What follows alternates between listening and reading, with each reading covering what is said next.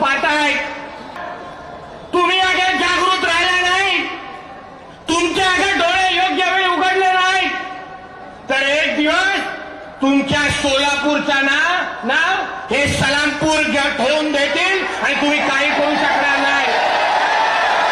ठेवायचं का नाव तुला? मग तुम्हाला जागृत राहायलाच लागेल. जिथं जिथं अतिक्रमण होत असेल तिथे तिथं नजर ठेवायलाच लागेल. आज सकाळपासून विविध लोकांना भेटतोय,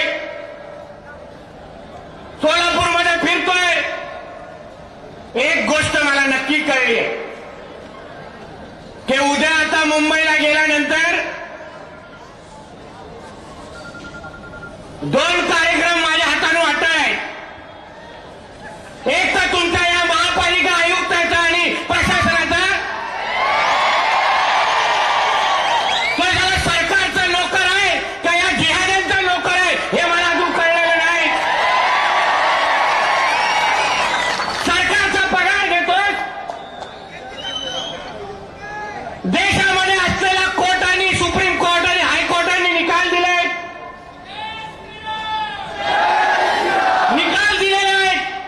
की ही आज असलेली मस्जिद अनधिकृत आहे, हे काढून टाका असे ऑर्डर आलेले आहेत.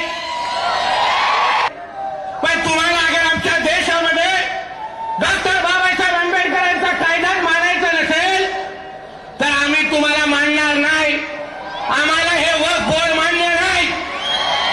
काय करायचं तर करा, मग होऊन जाऊन दे एकदाच. काय वाटायचं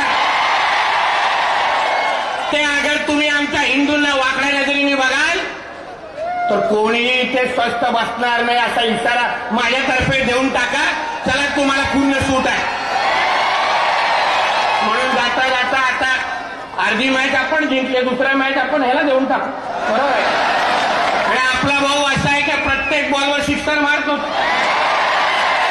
म्हणून यापुढे जे बोललोय ते लक्षात ठेवा.